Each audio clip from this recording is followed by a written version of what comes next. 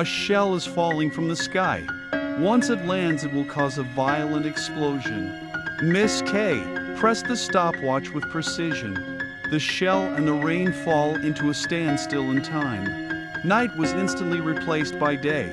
To ensure Jelly's safety, Miss K asked the Wind Woman to escort him to the time corridor.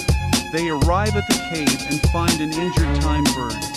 Jelly returns to the hotel and opens a letter from his grandfather. Discovers that the director's men have infiltrated the children's home. Jelly returns to the castle again. Searches for Miss K to get clues to the director's true identity. Miss K remains silent. Wind Woman and Jelly dive to the bottom of the ocean and find a sunken ship. Wind Woman uses her powers to empty the ship's hold. She hands Jelly a box. Inside is an item given to Wind Woman by her grandfather for safekeeping. A monster appeared on the edge of the cliff. Miss K pulls the trigger and kills the monster. Wind Woman tells Jelly that he has inherited his grandfather's powers. Is the only one who can see the monster? The reason Miss K was able to defeat the monster because of her control of time and her grandfather's markings on the ground.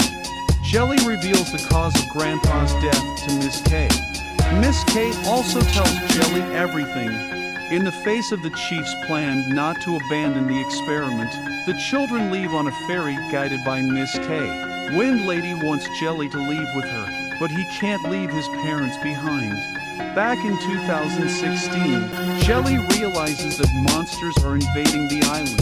Decides to break the news to Miss K. The director follows Jelly all the way back to the island, puts a hand knife through his neck, forcing Miss K to become his experiment. She was transformed into a time bird, under the siege of the monsters. The people fought back and rescued Bryn. However, German shells are about to bombard the castle.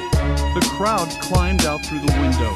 Wind Lady untied her iron shoes, and Jelly flies to the beach. The crowd dives to the bottom of the sea and pushes the ship away from the surface.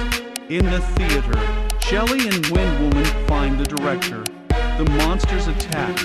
They use their powers to fight back. In the lab, Jelly releases the time bird. The director lost his eyes. Through the time loop, Jelly goes back in time to before his grandfather died and reunited with him again. The deep feeling of affection makes Jelly decide to stay in 1943. The children of the children's home live a peaceful